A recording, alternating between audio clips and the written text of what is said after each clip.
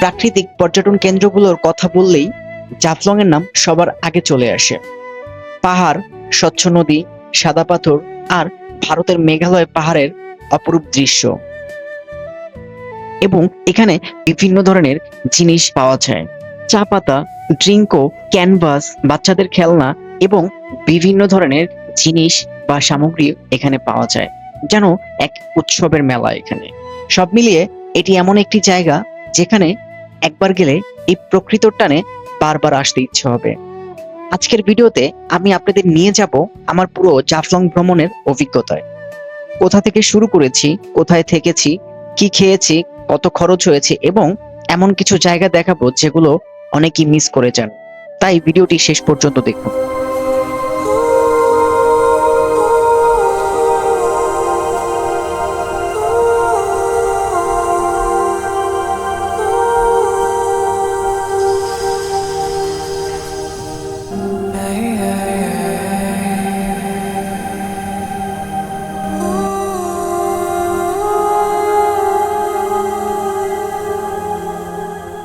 আমাদের যাত্রাটা শুরু হয় সিলেট শহর থেকে। জাফলং সরাসরি চলে গেলেও হতো, কিন্তু আমরা ঠিক করলাম পথের সৌন্দর্যগুলো উপভোগ করব, যেমন লালাখাল এবং শ্রীপুর চা বাগান। আপনারা অনেকেই জানেন এই লালাখাল জাফলং যাবার পথেই সারিঘাট থেকে লালাখালের দূরত্ব 7 কিলোমিটার। লালাখালের শান্ত পরিবেশ, সবুজ পাহাড় আর নদীর মনোমুগ্ধকর দৃশ্য কিছুটা সময় উপভোগ করার পর আমরা চলে যাই শ্রীপুর চা বাগান। বিশাল সবুজ চা বাগান আর পাহাড়ি পরিবেশ সত্যিই অসাধারণ।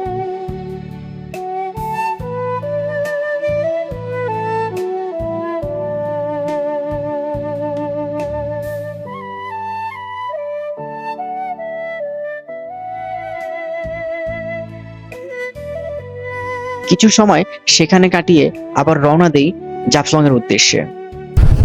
কাকা, জাফলংটা কোন দিকে? জাফলং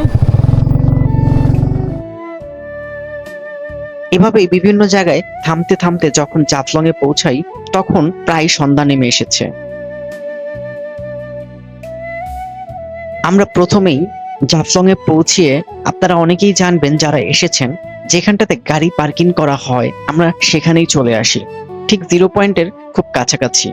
এবং এখান থেকে সীমান্ত এলাকা, ভারতের মেঘালয়ের পাহাড় আর পাহাড়ের গায়ে ছড়িয়ে থাকা ছোট ছোট বাড়িগুলো স্পষ্ট দেখা যায়। সন্ধ্যার আলোয় পাহাড়গুলোর সৌন্দর্য ছিল একেবারেই অন্যরকম।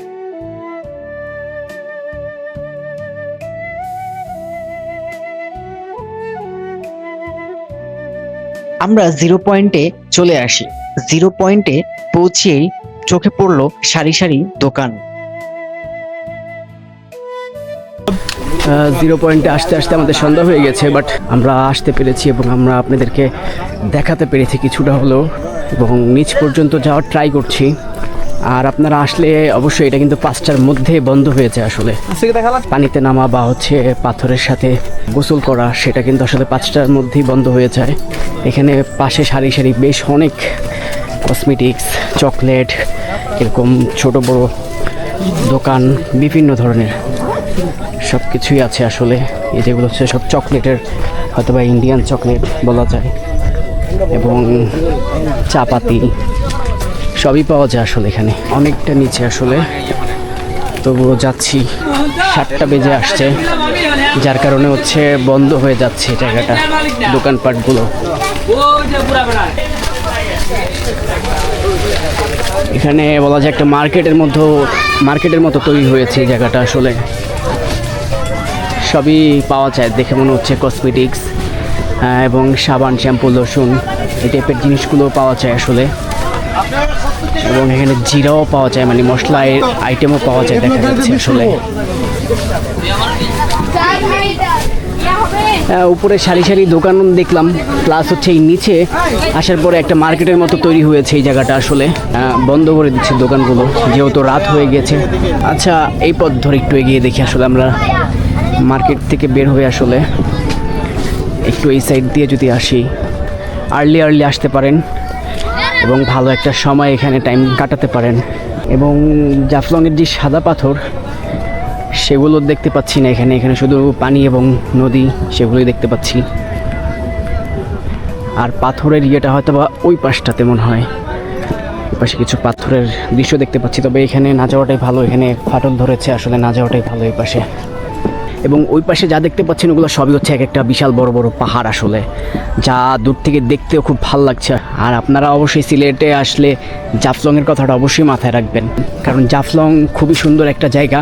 আপনারা আসতে আসতেই অনেক সুন্দর সুন্দর দৃশ্য পাবেন, যেগুলো আসলে আপনাদের প্রত্যেকটা জায়গাতে আপনাদের ব্রেক নিতে ইচ্ছে হবে এবং ওইখানে দাঁড়িয়ে ছবি তুলতে ইচ্ছে হবে।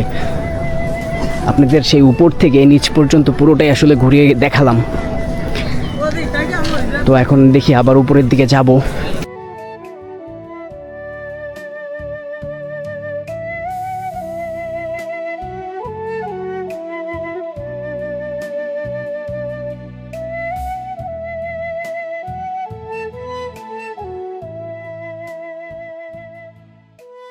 শুভ সকাল। আজকে আমাদের সিলেটে ৫ম দিন চলে। আসলে আমরা এই মুহূর্তে আছি সিলেটের জাফলংয়ে। আর সবার আগে দেখিয়ে নিচ্ছি যে পিছনের যে একটা হোটেল দেখছেন, আমরা এটাতেই উঠেছি রাতে। 0 পয়েন্টেরই কাছাকাছি বা আশেপাশেই বলা যায়। আজকের এই জাফলংয়ের আপনাদের বেশ কিছু স্পট ঘুরে দেখাবো, নদী এবং সেখানের মার্কেট এবং হচ্ছে এখানে পাহাড় বা ইন্ডিয়ার যে বসতি, এবং চেষ্টা করব হলো মায়াবী ঝর্ণাতেও যাওয়ার জন্য।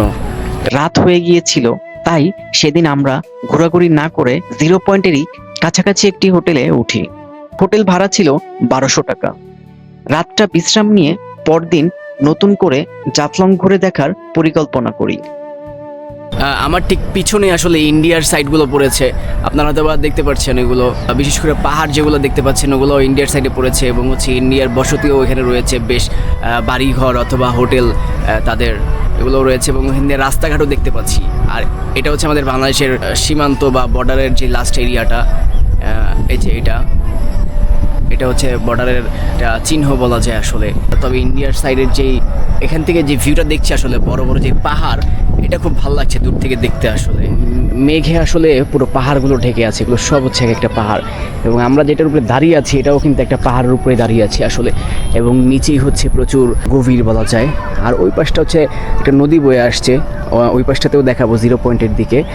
এখান দিয়ে যে ইন্ডিয়ার যে রাস্তাঘাটগুলো সেগুলোও দেখা যাচ্ছে যে গাড়ি চলছে।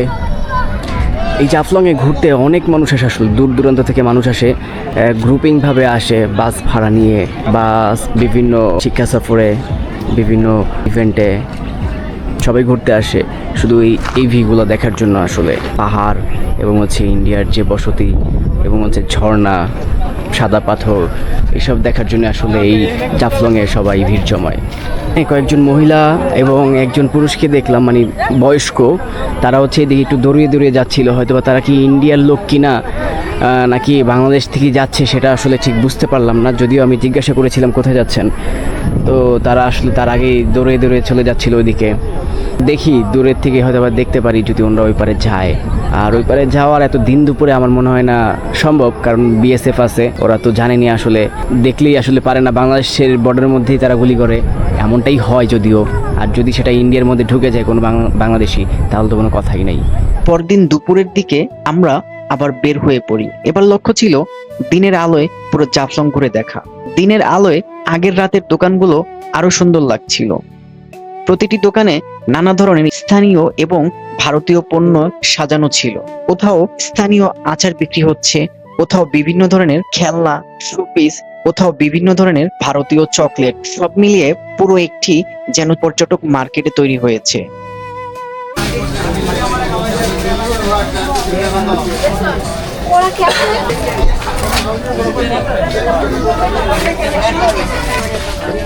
এগুলো কি পাথর নাকি এগুলো? নাইস। তো আর্ট করে কি আপনারাই আর্ট করেন? কেন আসলে পাথরের ক্যানভাসও দেখতে পাচ্ছি।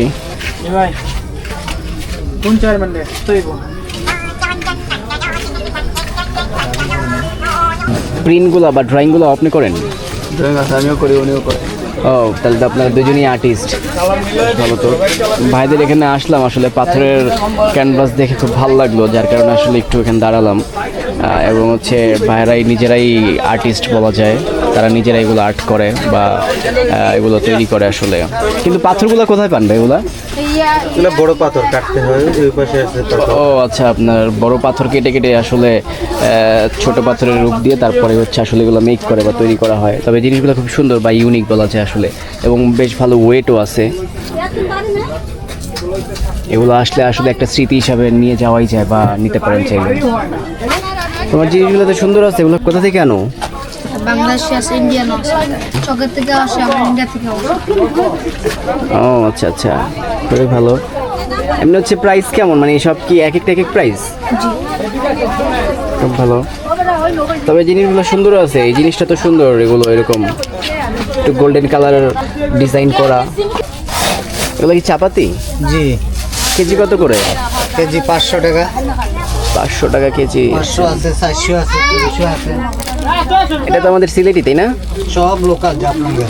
হ্যাঁ হ্যাঁ, অনেক বেশি তো দরকার। 500 টাকা কেজি আসলে। আর এটা কি? এটাও তো মনে নাকি, এটা দিয়ে আবার বড় বড় বিশাল বড় সাইজ। এটাও কি চা নাকি? সবগুলো চা। ওরে বাবা, এত বড় দানা তো আমি জীবনের প্রথম দেখলাম আসলে। এগুলো কত করে কেজি? অনেকে বড় খায়, অনেকে ছোট খায়। এগুলো কেজি কত এটা? এটা মাত্র 300 টাকা কেজি।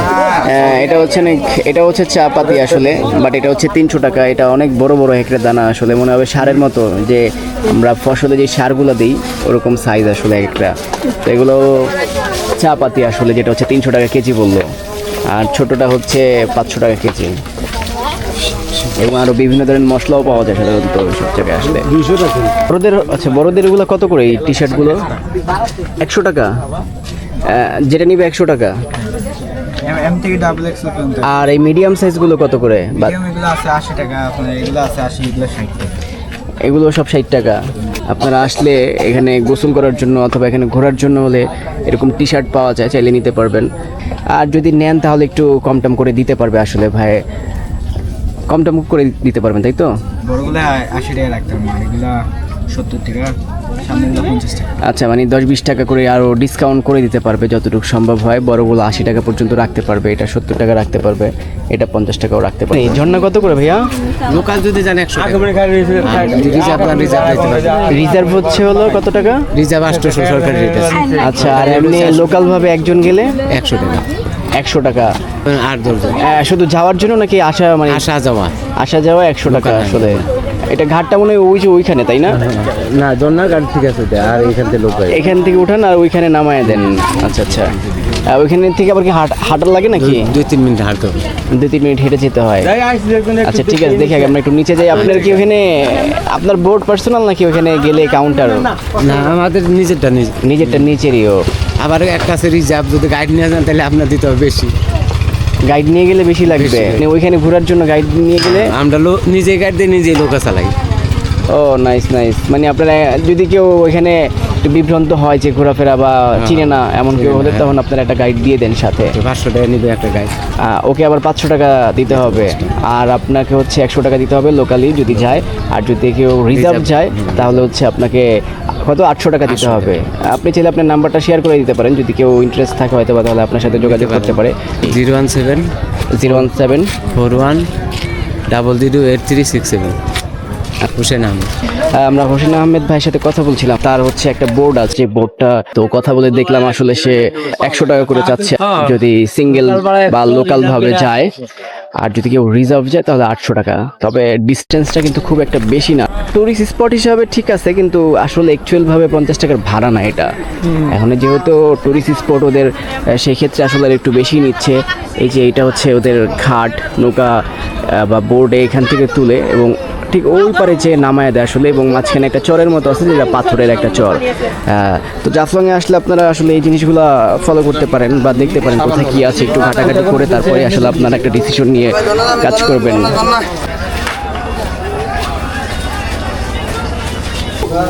ভাই এগুলো কি জুস নাকি ইন্ডিয়ান? এগুলো কত টাকা? এগুলো 20 টাকা করে প্যারা।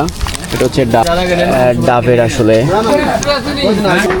এখানে হচ্ছে হলো অরেঞ্জ, মেবি এটা অরেঞ্জও দেখতে পাচ্ছি আসলে। জিনিসটা ভালো আসলে, ইউনিক আছে জিনিসটা। এটা মিক্সড ফ্রুট।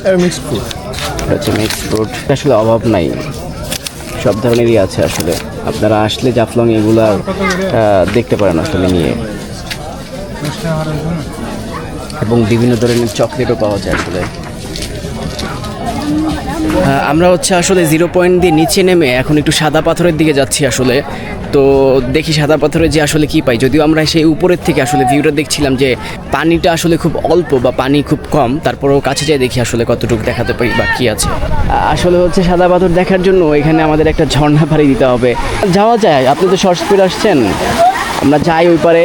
আর এখান দিয়ে পার হওয়াটা আসলে একটা অন্যরকম একটা ভালো লাগাও কাজ করবে, এবং যারা যায় আসলে সবাই এই ঝর্ণাটা পাড়ি দিয়েই তারপরে আপনার সাদা পাথরের দিকে যেতে হবে। এই যে সবাই যাচ্ছে এই দিক দিয়ে, কেউ হচ্ছে এখান দিয়ে যায়। তবে যেহেতু এখান দিয়ে একটু পানি কম বা পাথর দেখা যায় আর কি, তো সেই কারণে মানুষ বা মহিলারা বেশিরভাগ এখান দিয়ে আর কি পারাপার হয়। এখান দিয়েই চলেন, এখান দিয়েই যাবো। ওনারা তো মহিলা মানুষের জন্য, ওনাদের জন্য রিস্ক বেশি মনে হচ্ছে, বাট আমরা মনে হয় আর একটু ভালোভাবে যেতে পারবো। আসেন দেখি কেমনি যাওয়া যায়। দেখি আমরা ওখানে যাবো, কতটুকু যেতে পারি। এখানে ভালোভাবে যেতে পারছি মনে হয়। এখানে আসবো দেখে আসলে আমি ফ্লাইটস পরে আসছি, যাতে হচ্ছে পানির এখানে যেহেতু আসবার প্রচুর বৃষ্টি, জাফলংয়ে প্রচুর বৃষ্টি, সেই কারণে আসলে এটা পরে বের হওয়া। তবে খুব সহজে আমি পাড়ি দিতে পারলাম। এই যে দূর থেকে আরেকবার দেখায় দিচ্ছি আসলে। আর এটা হচ্ছে নদী আসলে, এই নদীতে এই স্রোতটা বয়ে পড়েছে আসলে, বা স্রোতটা চলে আসছে। এবং আমাদের সেই উপরের থেকে আসলে আমরা এসেছি, ওই উপরের থেকে আমরা এসেছি। উপরের থেকে এই মার্কেটের মতো তৈরি করা হয়েছে, এখানে আমরা এসেছি আসলে। বাট ভালো একটা ডিস্টেন্স। দেখি আমরা এখন সাদা পাথরের দিকে এগিয়ে যাই। আমরা যাব ওইখানটাতে আসলে। দেখি আমরা হচ্ছে ওই পাশে কিছু গাড়ি দেখতে পাচ্ছি, যেটা ইন্ডিয়ার সাইড, খুবই কাছাকাছি একদমই। মনে হয় হেঁটে গেলে 1 মিনিটও লাগবে না, ধরেন 1 মিনিট লাগবে এরকম একটা ডিস্টেন্স। এটা হচ্ছে ডাউকি পড়েছে ইন্ডিয়ার। এরপর আমরা হাঁটতে হাঁটতে চলে যাই জাফলং এর সবচেয়ে সুন্দর এবং আকর্ষণীয় অংশে, সাদা পাথরের দিকে।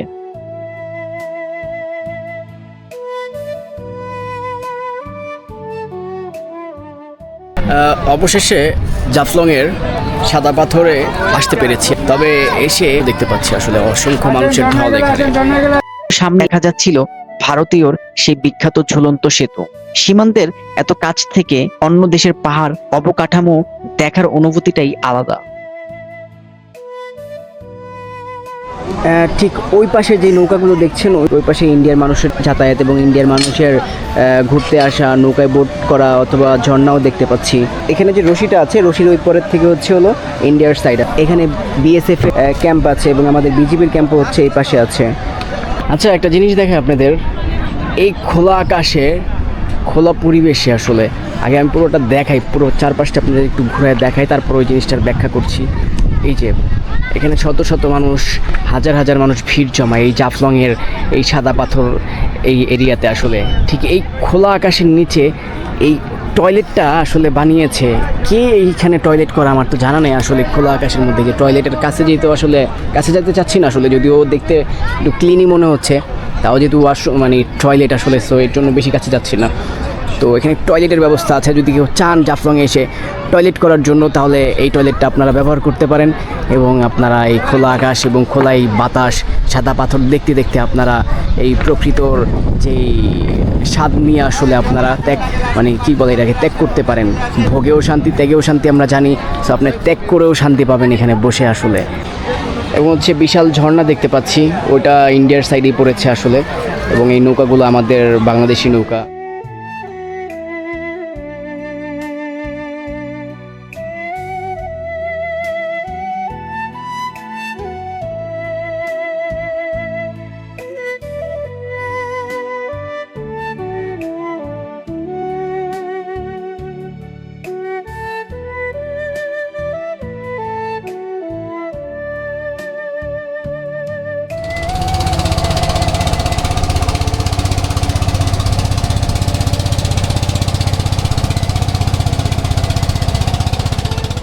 ঠিক অপোজিটে আর কি একটা ঝর্ণা, হয়তো অনেক বড় কোনো একটা ঝর্ণার সাউন্ড পাচ্ছি।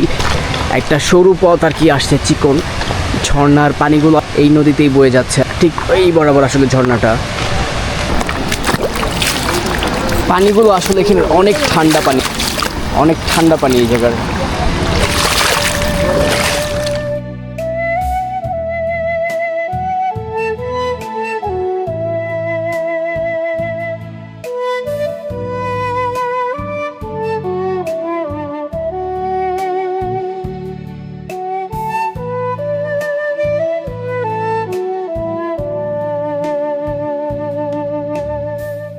জাফলং এর সাদা পাথরের কথা অনেকেই শুনেছেন, কিন্তু নিজের চোখে না দেখলে এর সৌন্দর্য বোঝানো কঠিন। নদীর বুক জুড়ে ছড়িয়ে থাকা অসংখ্য সাদা পাথর, দূরে পাহাড় আর স্বচ্ছ পানি, সব মিলিয়ে মনে হচ্ছিল যেন কোনো এক বিদেশি লোকেশনে চলে এসেছি।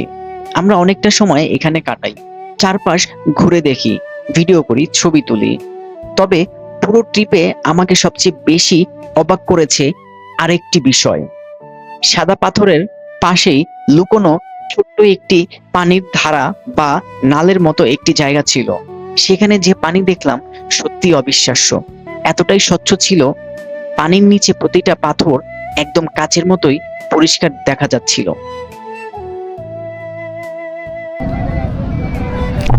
একদম নিট অ্যান্ড ক্লিন পানি, যেটা আসলে এটা পেয়ে আসলে আর কিছু লাগে না। এত সুন্দর, এত ক্লিন পরিষ্কার পানি আসলে আমরা শুধু বিদেশেই দেখেছি, আমাদের যে বাংলাদেশেও আসলে জাফলংয়ে এই ধরনের পানি পাবো সেটা আসলে কল্পনাও করিনি।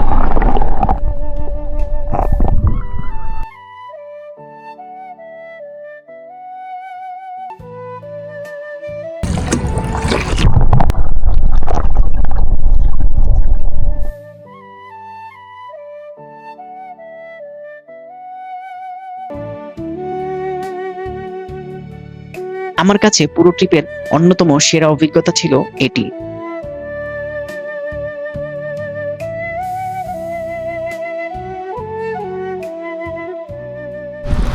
আমরা এই জাফলং সাদা পাথর থেকে এখন হচ্ছে বিদায় নিচ্ছি আসলে, কারণ এখানে বৃষ্টি অল্প অল্প পড়ছে যদিও, এর জন্য আমরা সামনে এগিয়ে যাব এবং সাদা পাথর থেকে আপাতত বিদায় নিচ্ছি।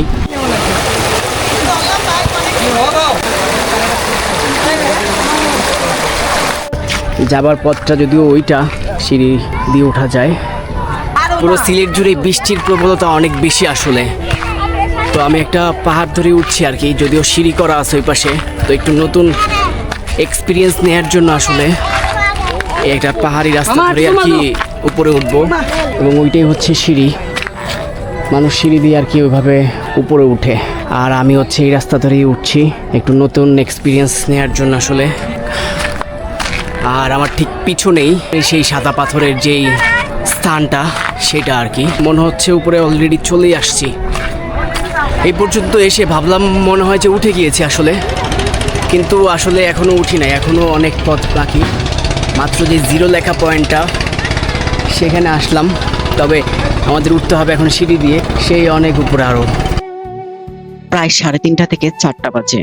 সেখানে একটি স্থানীয় হোটেলে মাত্র 100 টাকায় আনলিমিটেড ভাত আর একটি মোটামুটি বড় আকারের আস্ত মাছ। দাম অনুযায়ী খাবারের মান বেশ ভালোই ছিল। একটা বেশ বড় সড়ো একটা মাছ দিয়ে আসলে আমরা খেয়ে নিচ্ছি, আবার সাথে ডালও পাবো 100 টাকা। জালালি বিরিয়ানি হাউস অ্যান্ড রেস্টুরেন্ট, এখানে আসলে এখন আমরা লাঞ্চ করলাম। জাফলং এসে সাদা পাথর থেকে এসে লাঞ্চ করলাম এখানে। তবে খাবার মোটামুটি সবগুলোই বেস্ট, মানে ভালো। মাছ দিয়ে খেলাম, সাথে ডাল ছিল এবং আনলিমিটেড ভাত, 100 টাকা প্যাকেজ। যদি জাফলং ঘুরতে আসেন তাহলে চেষ্টা করবেন অন্তত এক রাত এখানে থাকার, কারণ সন্ধ্যা, রাত এবং দিনের আলো এই 3 সময়ের জাফলং এর সৌন্দর্য 3 রকম। যদি সময় থাকে তাহলে লালাখাল, শ্রীপুর চা বাগান এই জাফলং ট্রিপে রাখুন। শুভ সকাল, আমরা আজকে বিদায় নিচ্ছি। আমরা এখন সোজা ব্যাক করব ঢাকাতে আসলে। পরদিন দুপুরে হোটেল চেক আউট করি। দুপুরের খাবার খেয়ে আমরা ঢাকার উদ্দেশ্যে রওনা দেই। এভাবেই শেষ হয় আমাদের জাফলং ভ্রমণ। আমার কাছে জাফলং শুধু একটি পর্যটক কেন্দ্র নয়, বরং এটি একটি এমন জায়গা যেখানে পাহাড়, নদী প্রকৃতি আর শান্ত পরিবেশ একসাথে অন্যরকম একটি অনুভূতি তৈরি করে। আপনি যদি এখনো জাফলং না গিয়ে থাকেন তাহলে সুযোগ পেলে একবার হলেও ঘুরে আসুন। ভিডিওটি ভালো লাগলে অবশ্যই লাইক দিন, বন্ধুদের সাথে শেয়ার করুন এবং এমন আরো ট্রাভেল ভিডিও দেখতে চ্যানেলটি সাবস্ক্রাইব করতে ভুলবেন না। দেখা হবে আবার পরবর্তী নতুন কোনো গন্তব্য নিয়ে। ততক্ষণ ভালো থাকুন। আল্লাহ হাফেজ।